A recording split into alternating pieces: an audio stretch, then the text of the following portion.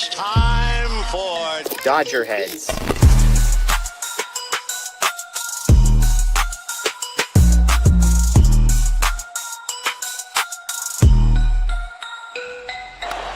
high fly ball into right field.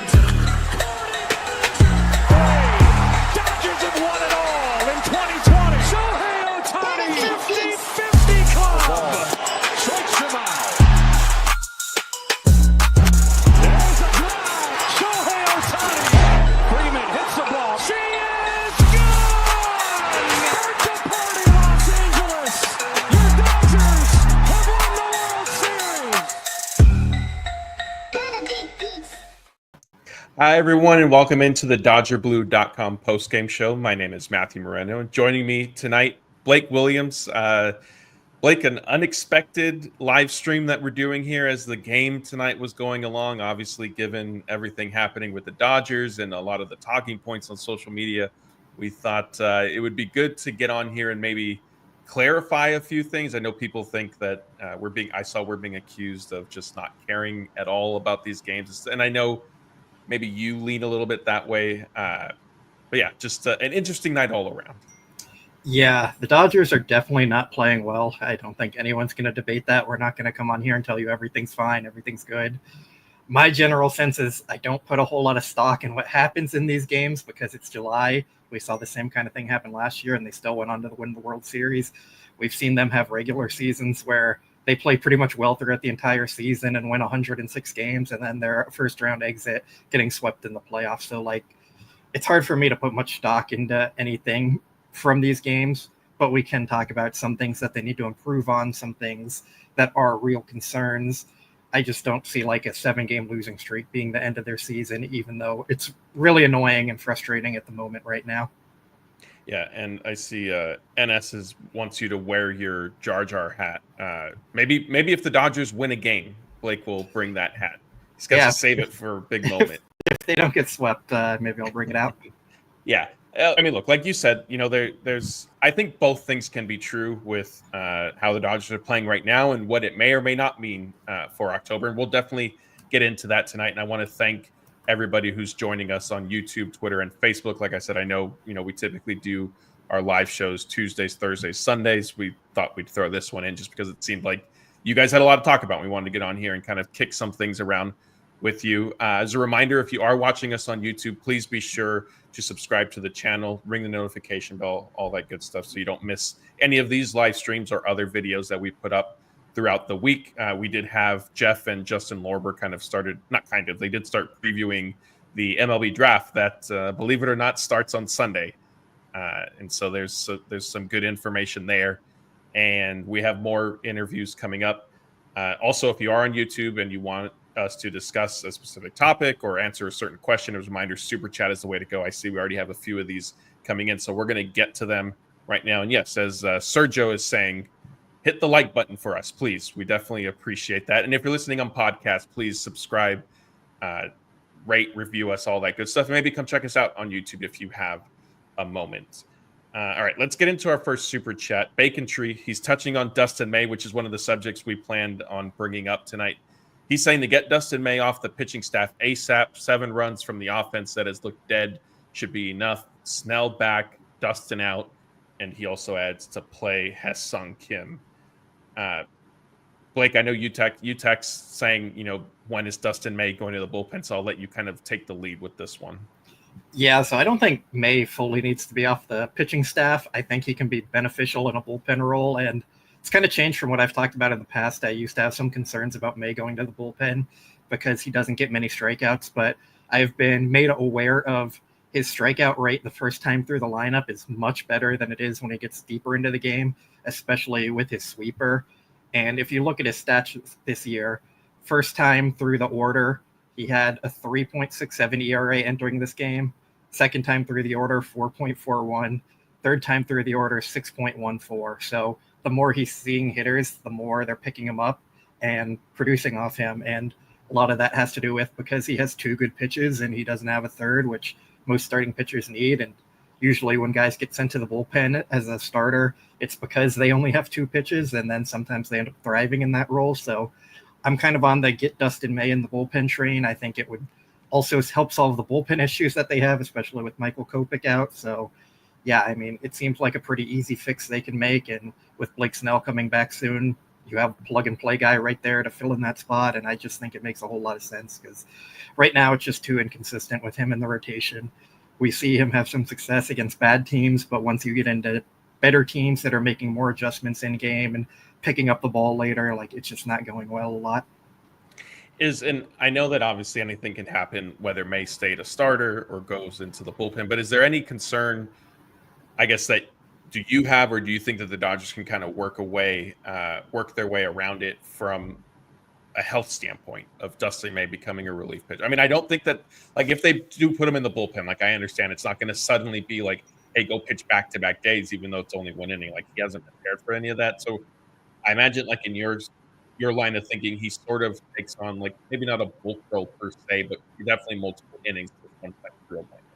Yeah, I think we'd kind of see it as what Ben Kasparius was doing early in the year, where he'd come in for like 1 to 3 innings, and then he wouldn't pitch for 4 or 5 days after that. And I think Dustin May could kind of fill that role. And if you need him in a high leverage spot one night, you get him to going 1 inning and then give him 2 or 3 days off. And then the next night you might have him available for 2 innings. So I think there's some ways to work around that. And frankly, like, he's a free agent after this year. I think Dustin May should be willing to do whatever he can to actually go and get paid in free agency. And right now, I think he has a much better shot at doing that if he becomes an effective reliever than as a probably average to below average starter. So I think it makes some sense for them. And for the Dodgers side, like, you don't want to say you don't care if he gets hurt, but he is a free agent after this year and they're trying to win a World Series. And if they think that's what's best for the club, then that's probably what you have to go and do. How feasible do you think that move will end up being? Because the other, I think, aspect to this too is Shohei Ohtani and Yoshinobu Yamamoto both basically are pitching once a week, right? And so the Dodgers, in some sense, need to run a 6-man rotation. I guess I haven't counted it out completely, assuming Snell does come back, which will be after the All-Star break. And then I guess if you can assume reasonable health at least, then maybe you can pull this off. But do you think how realistic do you think it is that maybe the Dodgers will consider something like this?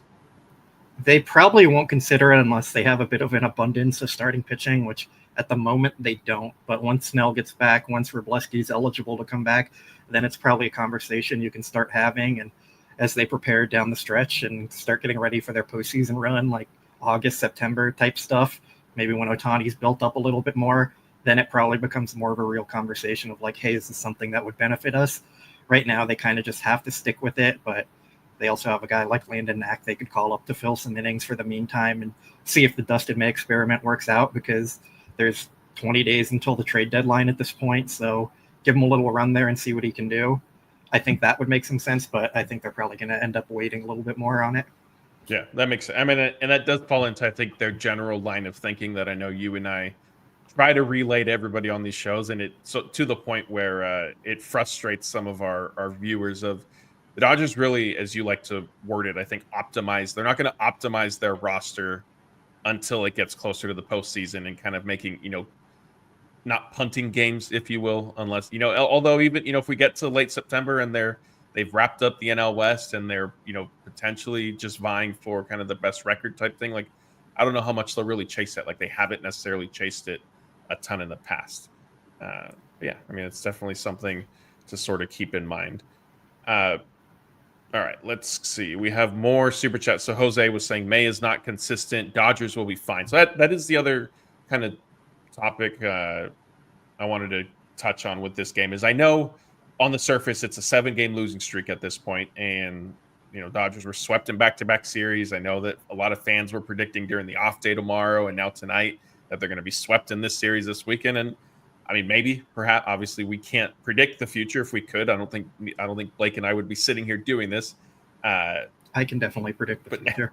Oh, okay. Well, Blake can't. So maybe at the end of the show, we'll get Blake to tell us what's going to happen tomorrow and then in Sunday's game.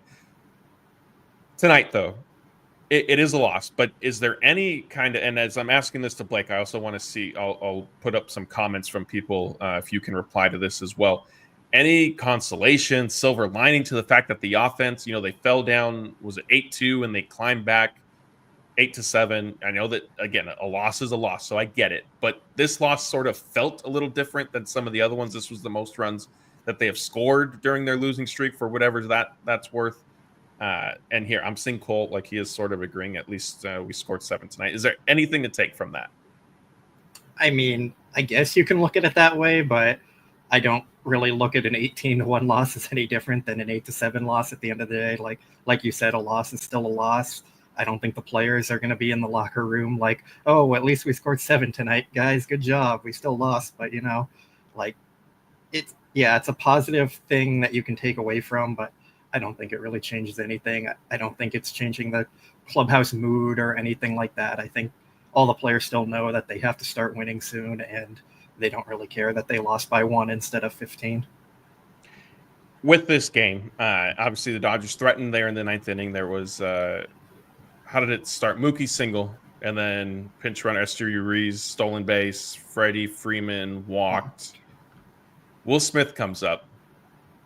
I know Jeff will be back on Sunday night. I saw him tweeting about it, though. First pitch that Will Smith sees from Duvall, he hits into a double play. Any issue with trying to remove, obviously, the understanding what happened with the result, but any issue with his at-bat?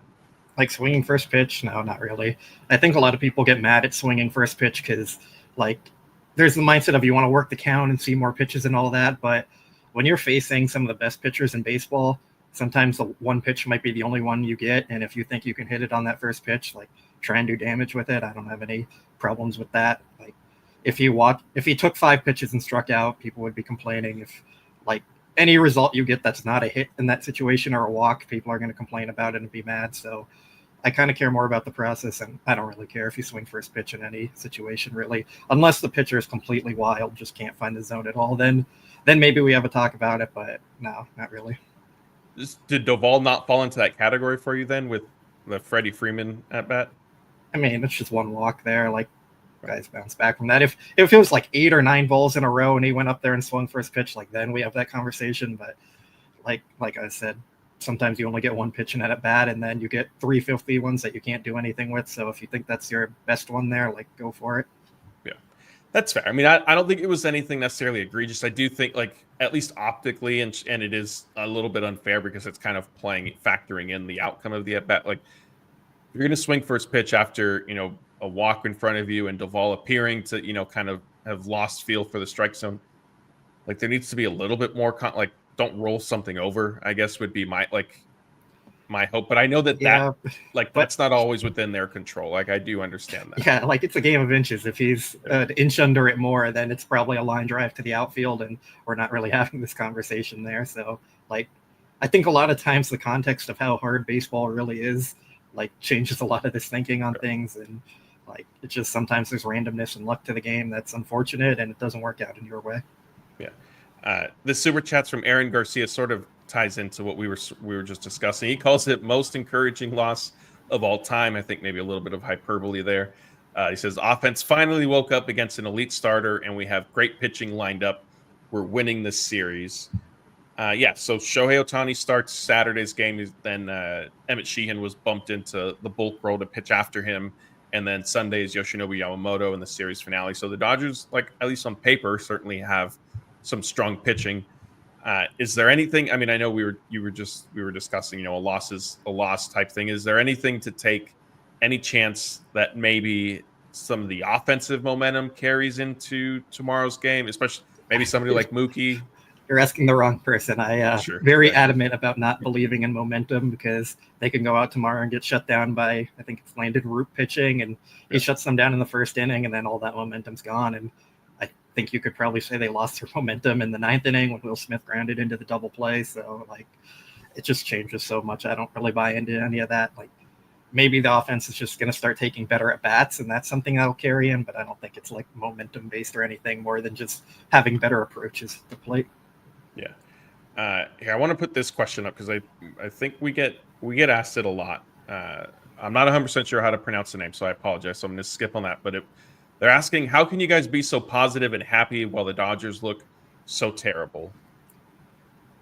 I think so.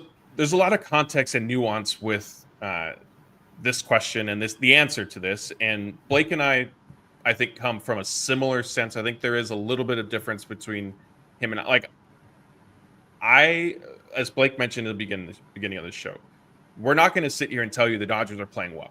They're not. At least, collectively. Are there certain moments here or there, certain players that are maybe doing well that you can pinpoint? Sure. The reality is, whether the Dodgers lose 2, 3, 4, 5, 6, 7, 8, 9, 10 games in a row right now is not going to mean they are definitely going to lose in the playoffs. And if they were to go on a 10-game winning streak right now, that's not going to mean that they're definitely going to win the World Series. And so I think what Blake, I'll give you a chance to chime in. These stretches happen for every team. And this one has gone on longer for the Dodgers than I would have anticipated. And it has involved, I was discussing this when I was on with, I believe, Anthony the other night. Or I forgot who. I apologize. Anthony on Tuesday night. Like the Freddy Freeman slump, how long that has gone on at this point, has concerned me a little bit because he's not somebody who we typically see this from for this extended of a stretch. So it does lead me to wonder, is there a health component? And if that is the case, that is concerning. So everything we've heard is that that's not. That he's just in a slump. So again, Blake and I aren't going to sit up here and panic and throw a tantrum covering this team because they've lost 7 games in a row at this point. They could go, Blake, and here, I'll turn it over to you. You can share your thoughts. Yeah, I think we both covered this team long enough and have watched this team long enough to know this is what happens in a baseball season. I know when we first started this, people were saying it's their longest losing streak since 2017. They haven't reached 7 games since then. Well, what happened in 2017? They ran through the playoffs. They went to the World Series, and realistically, they should have won it if the Astros weren't cheating. Last year, they lost 5 in a row. They went to the World Series. There's been years where they lose 5 to 10 in a row, and they lose in the NLDS in 3 games. It's just, there's no real correlation with your losing streaks in July and how you play in October. And for this team, I think that's what we all care about. I don't think any fan would be happy if the Dodgers won 162 regular season games and then got swept in the NLDS and their season was over. Everyone would want the World Series. And the reality is right now, these games in July aren't affecting what they're going to do in the playoffs and potentially the World Series getting there or not. So that's just kind of how I look at it. Every single team is going to have ups and downs. There's going to be stretches where the Dodgers win 10 in a row and the Giants lose 8 of their 10. And we just saw that before this losing streak started for the Dodgers, and that's how they were able to get a 9-game lead in the division. And now the Dodgers are in their poor stretch. The Giants are playing better, and they're cutting that lead down. But at some point, it's more likely than not that the Dodgers are going to get hot again. The Giants are going to cool off. They're going to extend their lead. So, we can sit here and be negative about everything and complain. It'll certainly get us more clicks and views to be negative and act like the sky is falling constantly. But the reality is they have the best record in the NL. They're guaranteed to go into the All-Star break with a first-place lead in the division. It's just, there's a lot we can complain about, but if you listen to other fans talk about how Dodger fans are complaining about all this, they just laugh because every other fan base is we would love to do what you're doing right now. We'd love to have the record you're doing. So yes, it's bad right now. They're playing poorly, but that just happens in baseball. And overall, they're probably going to be fine. I think every single projection system has them with 99+% odds to make the playoffs. So it just doesn't seem like there's anything actually worth complaining about and being really angry and upset about. But we can still look and say they're not playing well at this moment. Yeah, and Cole is kind of piggybacking on that first comment that we had up. He said, "Then there's no need for you guys to do this show if you're only interested in October." Cole, I have great news for you. This is where Blake and I differ. I believe that there is a good amount of value in winning the NL West and in having the best record in baseball to then secure home field advantage. Blake doesn't believe in that as much as I do. So the regular season does have value. And again, we just got done discussing, the role for Dustin May, what makes the most sense for him moving forward. We can get into a Teoscar Hernandez discussion and how he's playing in right field.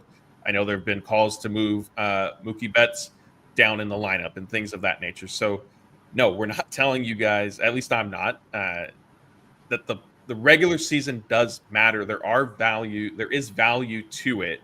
What we're trying to explain is panicking, flipping a desk because they're on a 7-game losing streak. That's not going to accomplish anything right now.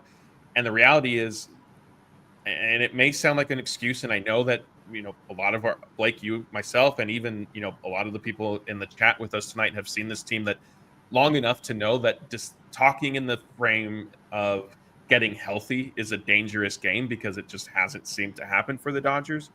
But the reality is they do need to get healthy. And Tyler Glasnow just came back. So now it's a matter of him hopefully staying healthy to help the Dodgers get on a roll. Blake Snell's working his way back. Blake Trinan is working his way back. Mookie Betts maybe is going to potentially start turning a corner at the plate. Like, there are things that can still happen throughout the season that can lead to potential postseason success. And so, again, we're not like, I don't know. I guess, Blake, I'm reading a lot of it does seem like people just want us to sort of complain. And I apologize because we're just not going to do that. And the majority of our staff doesn't necessarily think that way. Like, we'll be critical of certain things, but we're not going to sit here and say, well, the Dodgers have lost 7 in a row, so I guess, don't even make the playoffs. If that's what people want to hear, then I guess there you go. I just said it for you.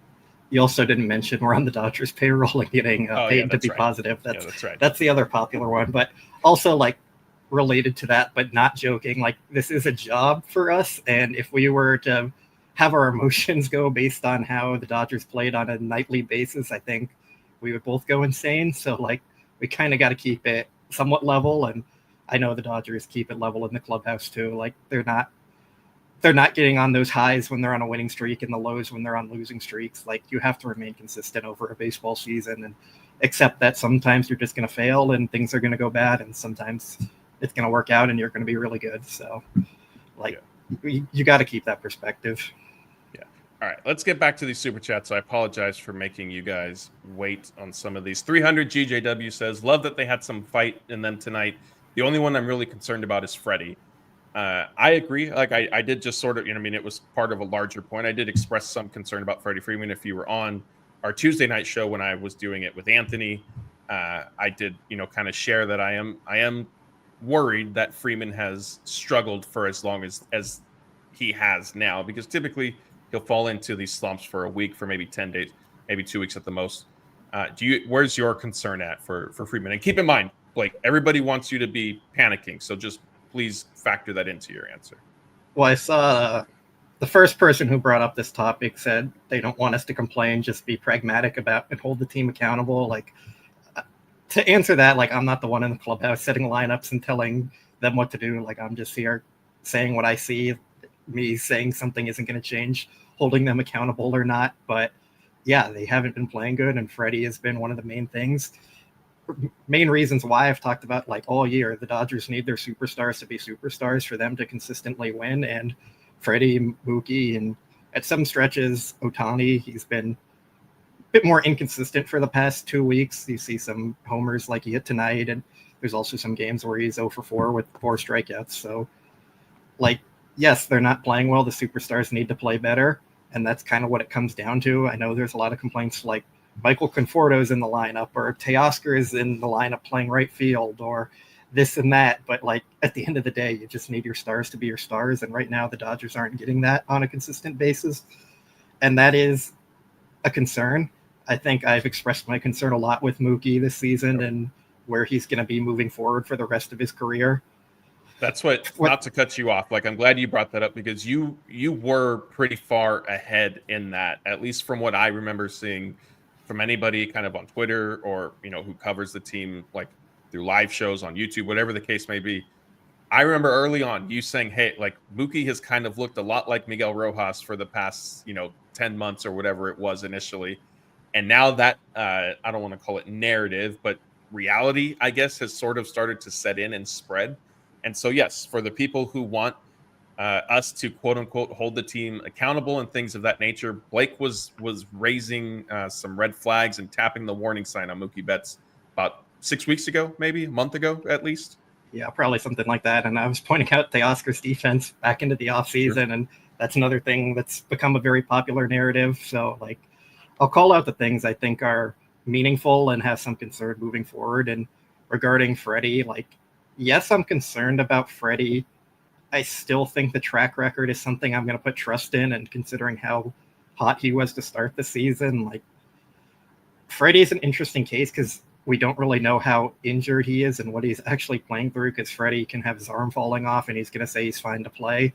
So I think if there's something with Freddie that's actually concerning, it's how is his body holding up. He keeps saying he's fine and it's just his swing, but it's been a long stretch and we haven't ever seen Freddie like this. So yeah, I have some concern about it. It's not like hit the panic, go trade for a first baseman type thing, but I think it's something where you have to certainly be mindful of it and say, like, is this something we're going to need to address moving forward, or just kind of keep options open and not have Freddie be an everyday first baseman type thing until he's fully healthy potentially. But yeah, I don't really know what to make of Freddie.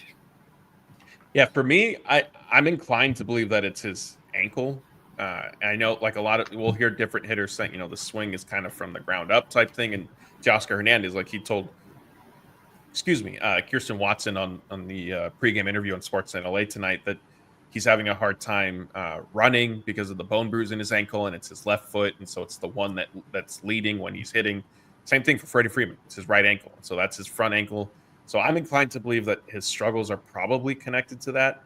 And if that is the case, like, it is concerning. And, you know, it'll be like, as you mentioned, like, it's not to the, like, even if that is what's bothering him, the Dodgers aren't going to go and trade for a new first baseman. They're not going to all of a sudden, you know, once Kike Hernandez is back, start playing him at first base all the time, or start rushing all the starts.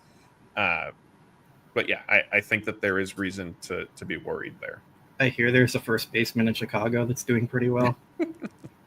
I hadn't heard that, so I guess I'll have to look that up, and then maybe I can have an answer for you on our next show.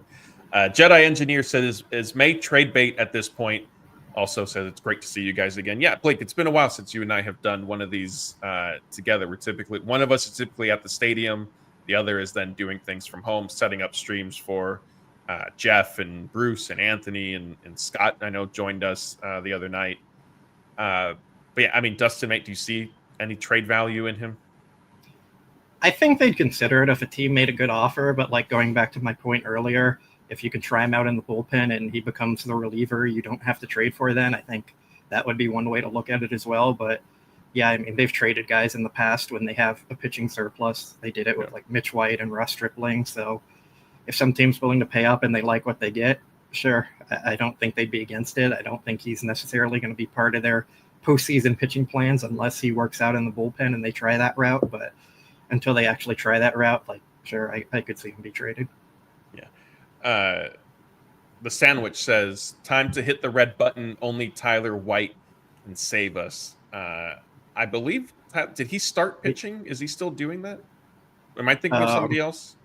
I don't think Tyler White was pitching. Okay. Joey Gallo started pitching. No, it's not. Like, that's, you know, that I would have remembered if it was Joey Gallo. You're just trying to work that in. The outfielder, I'm drawing a blank, who played for the Rays in the World Series and hit the walk-off hit off. Yeah. Oh, Kenley, man. he started pitching too. Yes, I don't know why. I'm sure somebody will tell us his name. I don't know why. I think he played for the Angels too. Yeah, I don't remember his name. I'm sorry, whoever it was. But yeah. Let's see if somebody throws it. Yeah, Brett Phillips. There we go. There we go. Thank you. Not sure if that's our Jeff or just a Jeff who said Brett Phillips, and then we had Eden saying Brett Phillips as well. KC. Tyler White was the first baseman they got from the Astros, who was like 30 or something with the Dodgers. That's right. Well, hey, he plays first base. We were just discussing Freddy Freeman. That would be a panic move, right? That's what everybody is clamoring for, a big panic decision. Let's get Tyler White to replace Freddy Freeman at first base. I mean, at that point, you probably just give Ryan Ward a chance, call him up and see what he can do. Next super chat's from Devin. He said, Mookie getting pulled for a pinch runner in the ninth raised my eyebrows. It did for me a little bit too. It only from the sense of it had me concerned or thinking, is Mookie feeling the effects from that hit by pitch? The at bat, or was that the at bat prior? Did it start to tighten up? Is there something going on? I know that his speed and stuff has declined. I know you're going to give me all that information. I mean, it still surprised me a little bit.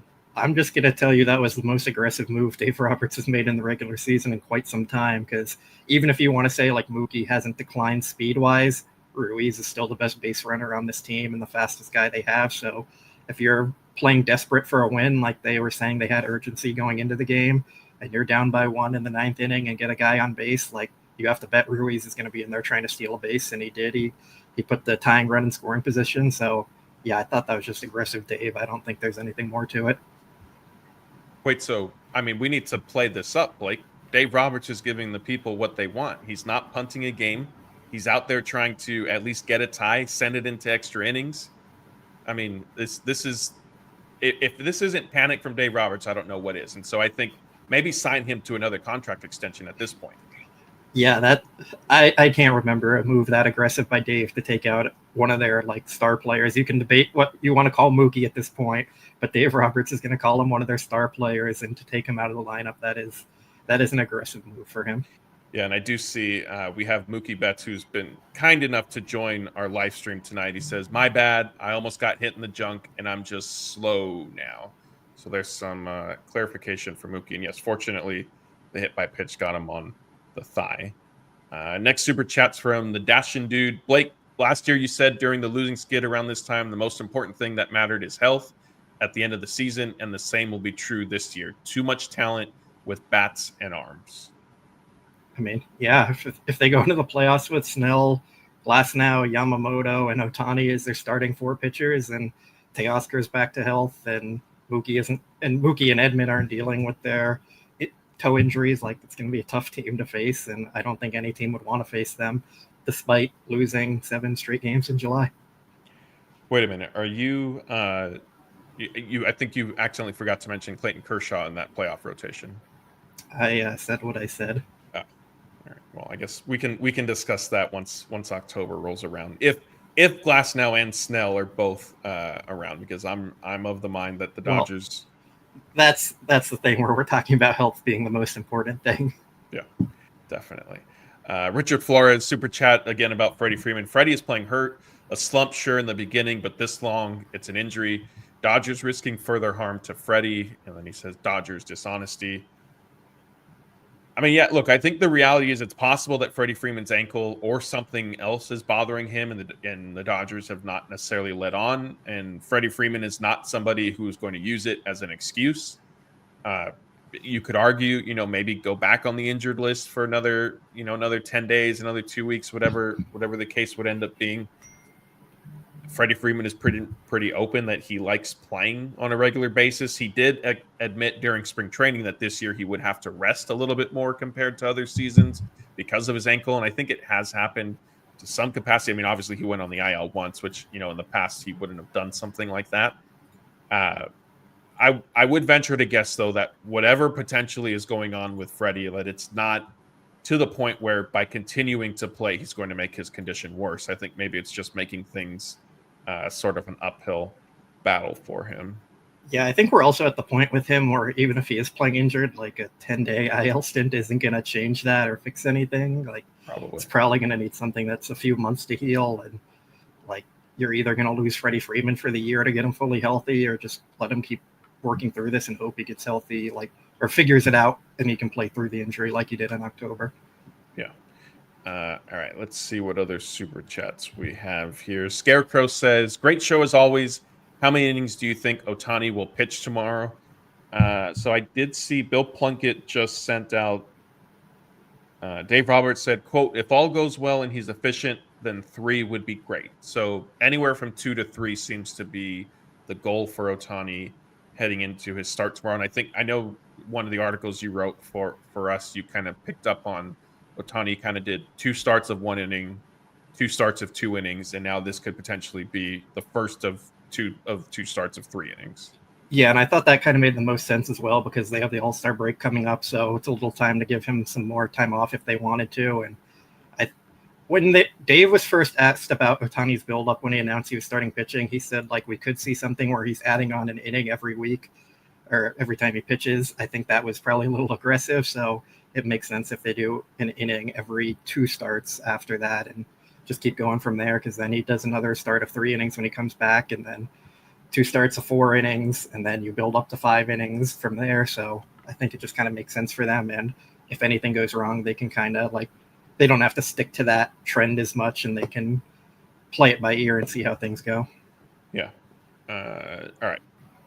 Super chat from the Sandwich says, is it too late to give Yimi Garcia or JT Chargois a call? Yimmy's elite.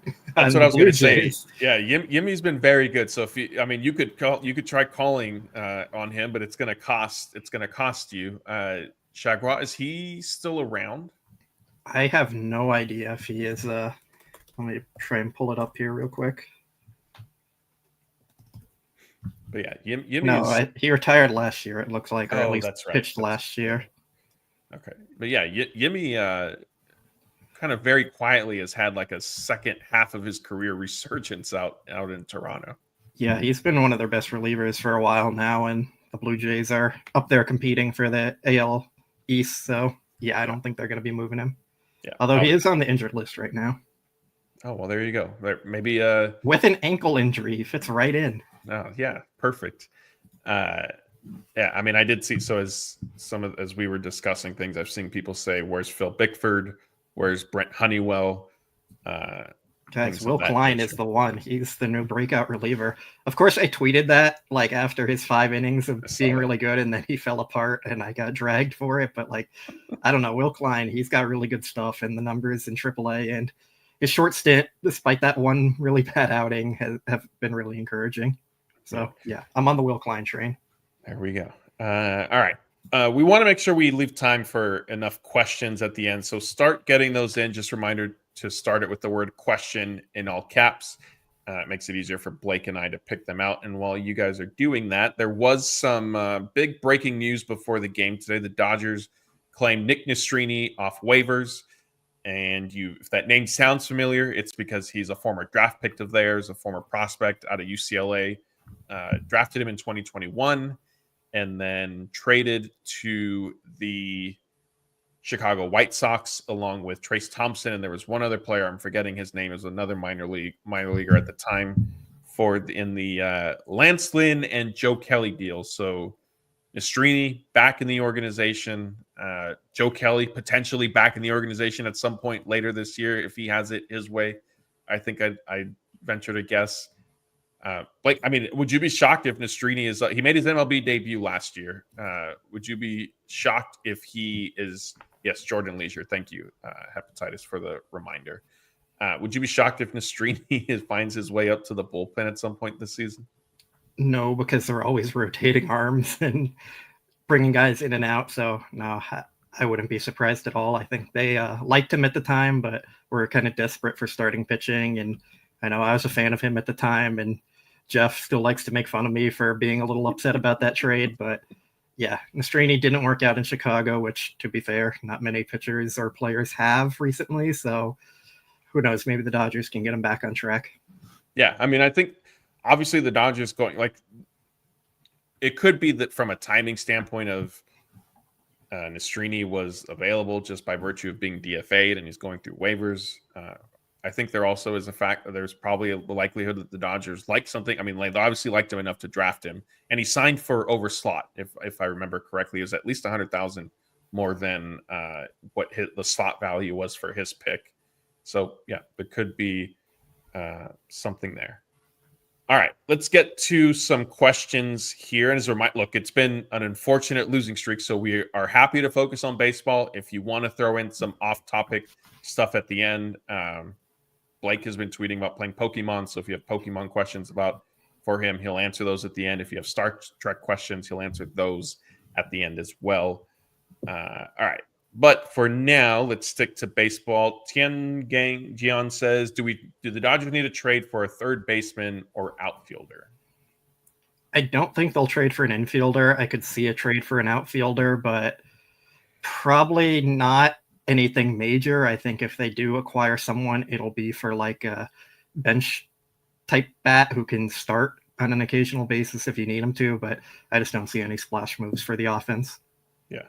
I'm going to pause the question and answer segment really quick because we have Scott.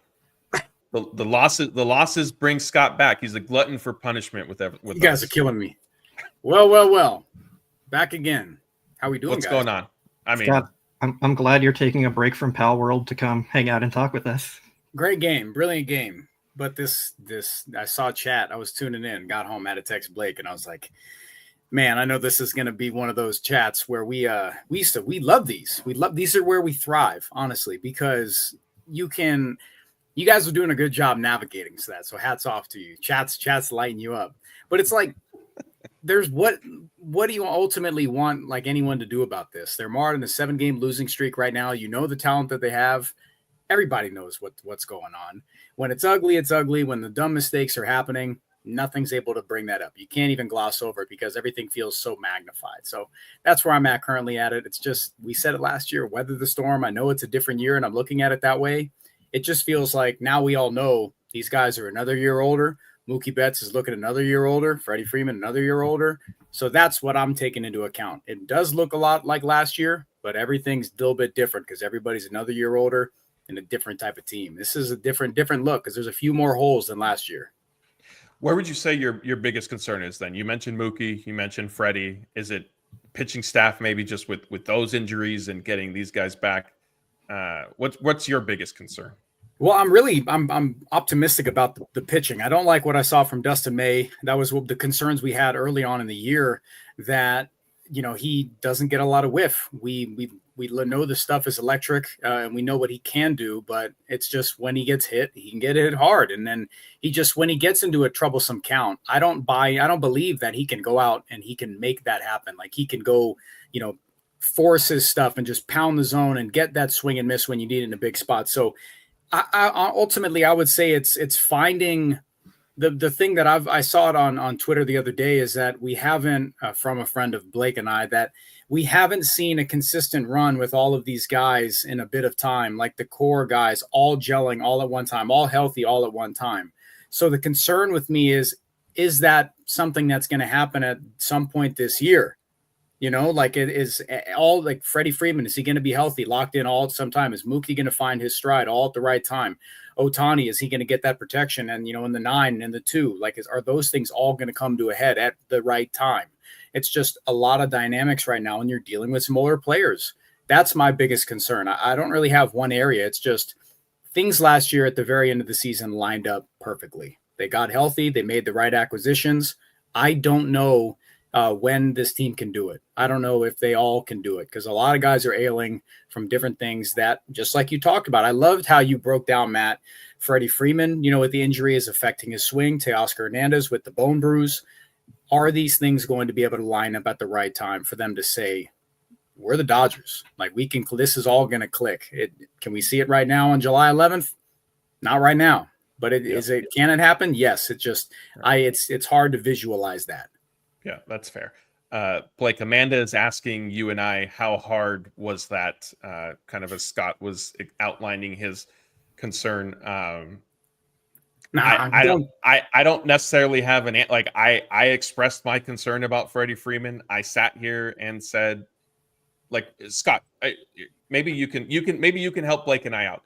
Does this losing streak mean guarantee anything one way or the other for October? No, thank you. Not at all. And that is the biggest point that Blake and I tried to relay. I expressed concerns about Freddie Freeman. Blake was 6 weeks ahead on the Mookie Betts thing and how he kind of compares, in Mookie's case, a little unfavorably to Miguel Rojas. So yeah, again, Scott, thank you, I guess, for articulating it better. But Scott will, and if I'm wrong, Scott, correct me. The three of us seem to be more or less on the same page. Yeah, no, without a doubt. Blake, good to see you, though, buddy. Let me hear something. You haven't said a word. I mean, you've came in here and taken up all the time talking. Oh, man. Okay. All right. I'm mute. I mean, I think the reality is, you're talking about wanting to see them click. What my pushback would be, would we rather see them click on July 11th or would we rather see them click on October 1st kind of thing? That's my main takeaway here. Yes, they haven't been great overall this year.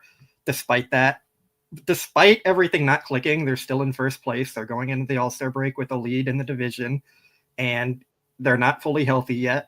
And I would expect things to improve down the line. Will that happen? Maybe not. I don't know. I'm not going to sit here and tell you I'm seeing the future and that everything's going to be great heading into the postseason. But does a 7-game losing streak on July 11th mean that they're going to lose in the first round in the playoffs or totally miss the playoffs? For this team, no, probably not. So that's kind of where I'm coming at. Like, we can sit here and complain and be angry and get all the rage clicks and everything we want, but at the end of the day, like, this team, their season for most fans is going to be made on what they do in October and not what they do in July. Wolfman, I want to go real quick. Like, Blake, no, I wasn't saying that I need them to click right now. I was saying it's just that's the thing that I need to see, that I don't know when that's going to happen, because like you said, you can't predict the future.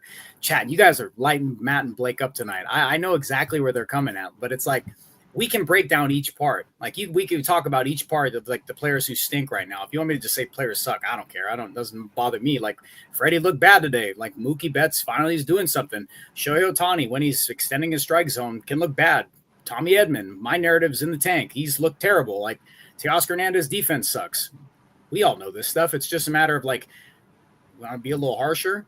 Be harsh. It's okay. Like, these guys are professionals. They know what they're doing. Matt and Blake, you do incredible work. It's just not about being critical for the sake of being critical. There's a way to be smart about it and, like, have the understanding in the back of your mind that when all things are clicking, that's the word of the night, when all things are going well for these guys, they can play at to the price that they're paid. It's just that right now things aren't working out like that. 7-game losing streak. They suck. Loss is a loss. They suck right now.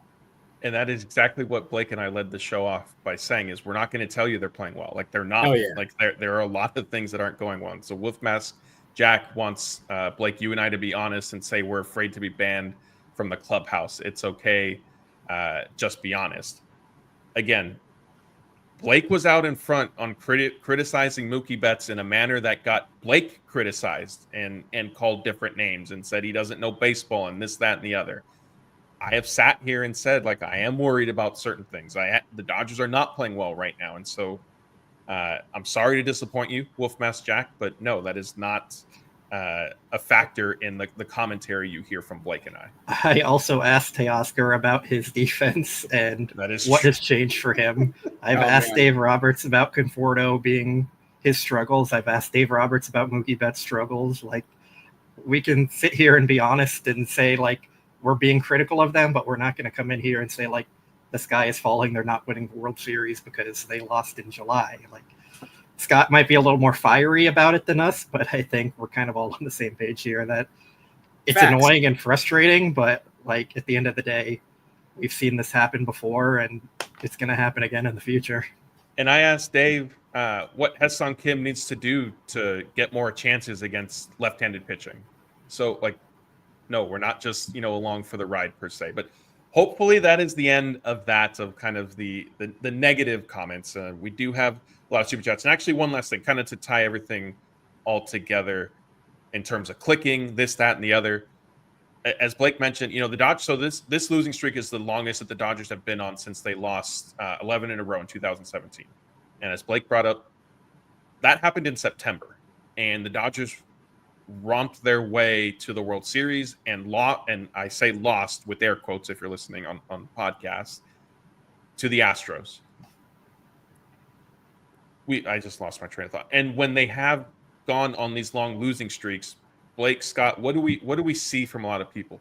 They're clicking too early. They're getting hot too early. They're not going to be playing this well. Save some for October, this and that. Like, so I think it's sports, right? And it doesn't happen with just the Dodgers. It doesn't happen with just baseball. You get wrapped up in kind of what's happening in the moment, in the now, and you get frustrated. And we do understand that.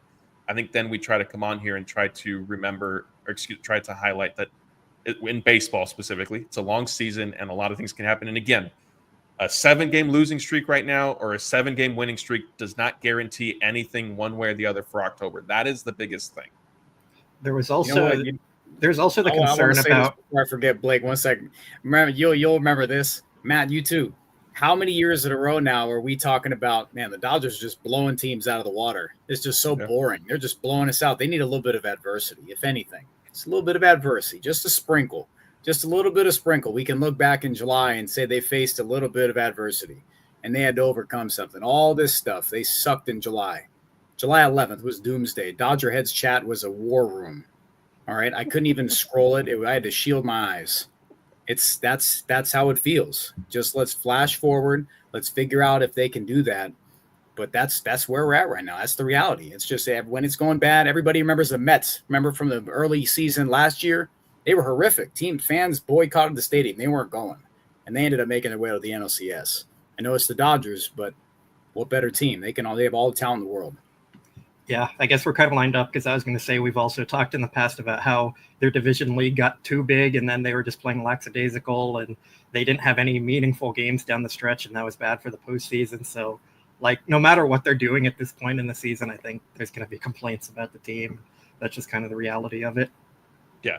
Wolfmask Jack is clarifying. I wasn't being mean, was just wondering you guys on the best. So I apologize then for presenting that differently, Wolfmask Jack. I know you are in here regularly with us. So are a lot of other people that are questioning kind of our motives and we're not being critical.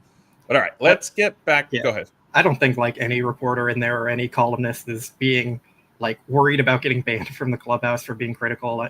I think most people would probably say Dylan Hernandez is the most critical writer on the Dodgers media, and he's there always in the clubhouse. So it's just there's a way to do things. You're not going to go out and completely trash talk a player, but you can bring up concerns, and I think we try and be realistic and professional about it and point out the truth about things. And if you want to disagree with us, that's totally fine. Yeah. All right, let's see. So real quick to put a bow on this, Roy Estrada says, just remember Dodger fans are prisoners of the moment. It's frustrating tonight, but it's still a long season and trade deadline is coming up. Yeah, I mean, look, it could be worse. This could be happening after the trade deadline, and this is the team that you are stuck with, but there's still time for the Dodgers to appease everybody and get rid of Michael Conforto, maybe. And I will say the Yankees eating $22 million on DJ LeMahieu got the fans riled up and saying, hey, if they're eating that much money on his contract, what are the Dodgers doing with Conforto? But I will point out Conforto did hit a 2-run home run tonight that, at least gave the Dodgers a look in the 9th inning. All right, broken clock. Go ahead. Nope. Broken clock. Get him out. Hey, he also had the great defensive play out there. No. Don't let him fool you. Smoke and mirrors. All right, we have more super chats and then some remaining questions. Laura says, which injury is the most concerning? Scott, I think I did ask you. You said Freddy, right? That's what you landed on? I would honestly say Freddy Freeman. It just feels like he's the vessel that makes so many things go. The big moment always seems to find, steady Freddy. And that's, it's somebody posted his batting average earlier in chat and said Freddy 294, he's fine. When Freddy is hurt and he's injured right now, Freddy can do a lot of things when he's not right. We've seen him put a team on his back completely. But when he looks like this, I know how good Freddy can be. It's just he's such a key piece, man. He is such a key piece to this roster, this lineup, the top three. I think that it's paramount that we find a way to get Freddy Freeman as close to a playable, a good spot. Find him back to the mean where he could be a productive ball player because he'll do whatever it takes. I think he needs to be on everybody's mind as the most concerning injury. Yeah. Jedi Engineer says, agree with you guys. Teo and Freddie could be shoved like Santander is. Better where we're at. Is he not playing right now? Did they aggressively put him on the eye? Is that what this is saying? I haven't been keeping up with my Blue Jays news. Is he there? I think he's there, right? Yeah. So, okay. Then what about the idea then, Blake? You did mention that putting Freddie on the injured list probably won't necessarily solve it because you don't think it's a short-term issue. Yeah, there's that. I don't think it's a short-term issue. I don't think that's solving it. But Dave Roberts has been asked about this as well, and his answer is both of these guys are telling us they're healthy, so we're not just going to sit them if they're saying they're healthy just for no reason. We're going to send them out there because they're telling us they're healthy. So, I'm not going to say the injuries are the reason for their problems or the injuries aren't the reason. I'm just saying that's how the team is thinking about it. That's what the players are saying about it. So, yeah, I don't really know if the injury is the real reason or not, but probably is. But like I said, I really don't know. Super chat from Shelly says, we showed some fight today, which is good. Maybe I'm drinking the hopium. I think Mookie looked better today. Scott, maybe you're a better person to ask than Blake. Is there anything for the Dodgers to take from tonight? Yes, it's a loss at the end of the day and fine, but they scored 7 runs. They did cut into their huge deficit after falling behind. Mookie obviously had a couple hits. Ha-Seong Kim, a 3-hit night. Like, can tonight maybe turn it around to get a couple wins over these next few days and then start feeling a little bit better going into the break? Yeah, I mean, they can absolutely. I mean, they can. Loss is a loss. Have to preface that. It just appeases everybody. Loss is a loss. They don't like the, putting lipstick on a pig. I understand that, and I'm with them. But 11 hits tonight. Not the best hard hit rate stuff from the the entire team here, but the big names that you'd like to see do something took care of business. Shohei Ohtani with the pump. Mookie Betts with a couple knocks, with a triple, legged it out. That was beautiful. Angry Mookie Betts is something that we could all benefit from for sure. As far as individually, yeah, guys did what they had to do there. Good to see Conforto actually do something. Teoscar Hernandez, same thing. He still looks hampered in the outfield, always does. But I would say as a whole, we need Dustin May to actually, be a guy. When he's out there, I forgot the conversation we had, Blake. We might have had it in one of our text threads about like every fifth day, you can't have someone going out there giving up 4 and 5 and being, that's okay. That's enough. That's not something that can happen. Dustin May going out, striking out 4, giving up 2 home runs, just gets himself into tough spots. You need to see, what did we talk about the other night, Matt, that you have to have 2 dance partners. You need to have the offense stepping up, and you need to have pitching do something, keep them in a game. When one doesn't work out, it swings that pendulum way too far. And right now it's happening seemingly every game. So offense-wise, yes, I'm encouraged from today. Logan Webb's a hell of a pitcher, and they did okay. I didn't feel like they were stymied. He gave up a decent amount of hard hit contact. 6 earned runs off of Logan Webb is something that hasn't been done a lot. So I'm encouraged about that. Good performance by the offense there. Pitching really let it down again. Yeah. Next super chat's from the Sandwich. Might be a stupid question, but should the Dodgers nag the Padres for Dylan Cease? I know his numbers don't look great, and I know the Dodgers don't need a project, but doesn't Cease seem very fixable? And I'm going to take this off the screen just so we can see Scott. Either one of you interested in Dylan Cease? Sure, but I don't think the Padres are making any trade with the Dodgers under really any circumstance, and that's probably the end of that discussion right there. But yes, Cease has good stuff. He hasn't been pitching well. I think a lot of people would be mad if they traded for him because of the numbers on the surface level, but yeah, I just don't think it's going to happen because the Padres and Dodgers aren't going to make any deals, especially in the regular season. Yeah. All right. We have a bunch more questions. Let's try to do a little bit of rapid fire. What do you guys think about how well Conforto is playing in left field? He saved a bunch of runs and has been amazing in my book. This kind of ties into some of the Teoscar stuff that we've sort of touched on throughout this show, throughout other shows. There's a common line of thinking of move Teoscar Hernandez to left field. I am also in that group. I know the data that you nerds like to reference doesn't necessarily support that. But from Conforto, Scott, you mentioned it, or Blake did actually, that he threw out the runner tonight at home plate, hit the home run. I mean, his defense in left field, I think, like objectively speaking, has been strong, you could say. The numbers don't agree with you on that one. Fine. Eye test says it's been strong. The numbers have him in the 10th percentile of outfielders on defense with -4 outs above average. So I think a lot of it is he looks good out there because we're watching Teoscar so much. Sure. So yeah, I mean, he's never been known for his defense. He's not a good defender. I think it's also that he's been so bad on offense that like when you see him do something productive on defense, it probably sticks out a little bit more. But yeah, I mean, he isn't very good on defense by the numbers. Blake, I'm not sure. I can't put it up because it has an expletive in it, but there's somebody has some thoughts for the numbers that you just brought up. GI Scott, I'll go to you for this one. Duran or Jax for the bullpen? Duran is probably the popular choice, but Jax could be an interesting option. Can I say this before Scott? Scott's going to want Jax because he loves him on MLB The Show, and that's pretty much it.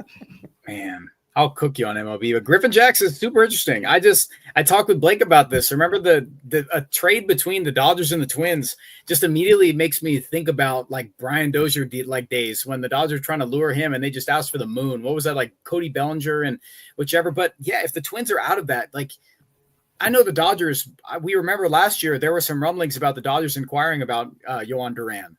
I think that the Twins would be really hard pressed to let go of him, especially with the team controlled. Like, he's not a reliever that's in a down stretch. Like, we're talking about someone with one of the best arsenals in the game. The Dodgers would actually have to pay for a reliever with prospect capital. And that's just something we saw them do it in the offseason with Tanner Scott and cost and just flat out money. But as far as prospects, I don't know if they're going to do it. Do they need it? Sure. Are they going to do that? I don't know. But I would love them. Griffin Jacks or Yohan Duran. Blake, get cooked on MLB, man. Tim G says, Austin Barnes is a Giant now, right? Is he on the big league team?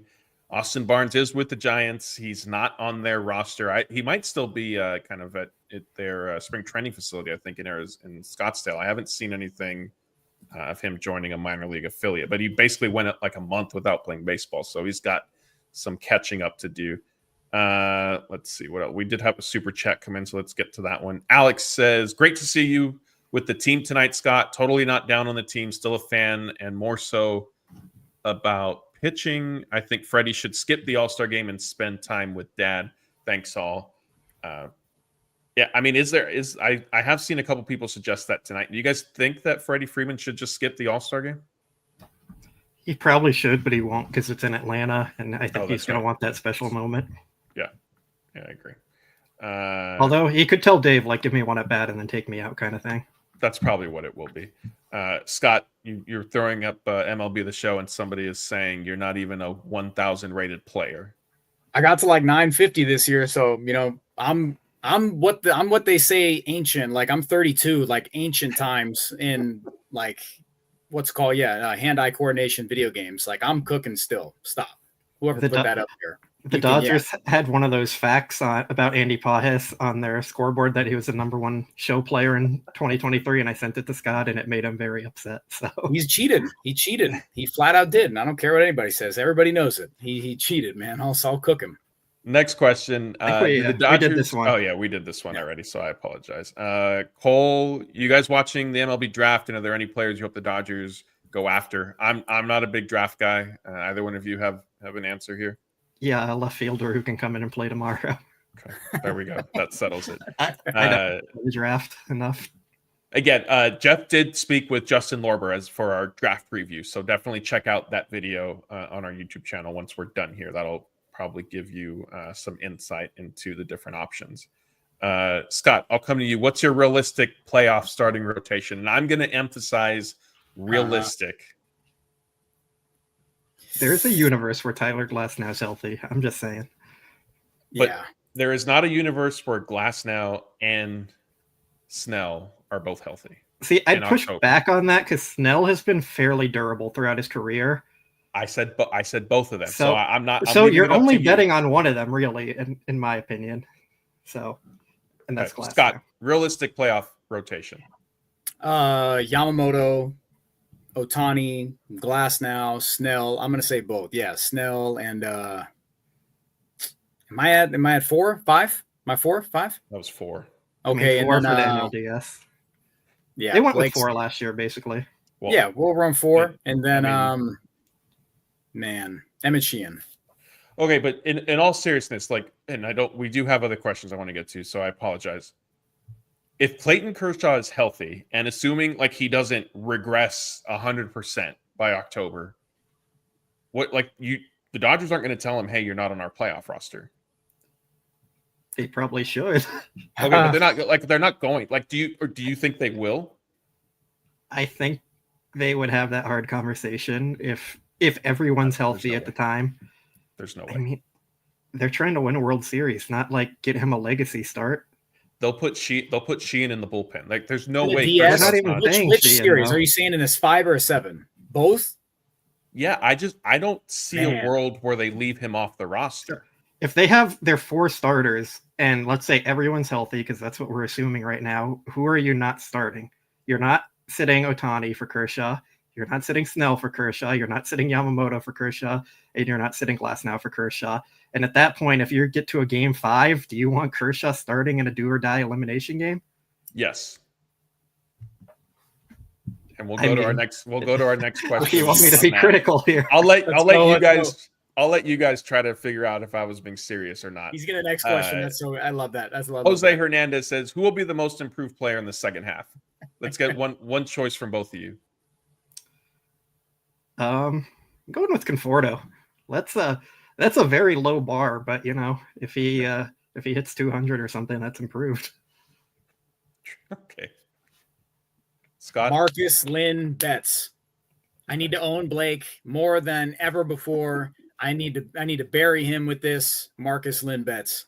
Okay. I'm speaking of Mookie Betts. I'm going to go with Tommy Edman. But speaking of Mookie Betts, we have a super chat. It says, sad that Mookie is basically Nick Ahmed now. I think that's not entirely fair. The comp that I am going with is Cesar Izturis. I think that is very good defensively. My 2024 Miguel Rojas comp still clears. Man. I'm sweating thinking about that. There we go. About the game tonight, do you let Dustin May face Devers? That walk didn't help, but that's all in hindsight. I sent this in a group chat, and I was very surprised that Bonda didn't come in to face Devers when May was already struggling, and then they brought in Bonda to face Adames. Like, that just didn't make sense to me there. I thought Bonda should have been in to face the lefty. All right. Blake Amanda is saying you're holding on to Conforto stock even if it bankrupts you. It's more like I'm buying in at a penny, and if he goes up to 50 cents or $1, like I'm making pretty solid profit there. I'm not saying he's going to be like a superstar, but you're talking about who's going to be the most improved player, and it's a very low bar to clear for Conforto to hit that mark. Another one from Amanda. We mentioned DJ LeMahieu earlier tonight. She's wondering if there are any chances of the Dodgers taking a look at him. Does he play third base? So he did tell the Yankees during the offseason that he physically could not play third base anymore. So, I mean, I think that sort of eliminates it. But on the off chance, I guess, that he feels maybe he changes his mind if the Dodgers come calling and he says, yeah, it's for only half a season. And assuming it would be a limited role once Max Muncy comes back, was LeMahieu somebody you'd like to see them kick the tires on? I mean, if you're getting him for league minimum, I wouldn't mind him on the bench as like the last guy there just to see like what they've done with Kevin Biggio and Nick Ahmed, like where if it doesn't work out, you just kind of move on from him. You don't have to pay him anything. So like, sure, why not? He was a 95 weighted runs created plus guy this year and 140 at bats. So sure, but you're not going out and paying for him or anything. Yeah, obviously. I mean, yeah, it's not going to be the $22 million. Yeah, what about trading for Ahmed Rosario for a third time? I mean, he should have got more run last year. Man, we were crushed. We weren't crushed, but we were surprised. Remember, we were super surprised they did that, and then whatever. That's a World Series champion, Ahmed Rosario. And they didn't even give him a tribute video when he came back. Did they have enough highlights to put in that? Yes. Him or Miguel. Miguel Vargas didn't get one either. Just Dave Roberts and Brandon Gomes just took him his ring behind home plate before the game. It was very quick, a couple pictures. I don't even think the Dodgers put anything out. It was only the White Sox. Again, I don't think it would be enough highlights for either of them to make into a nice little video. Say Miggy V?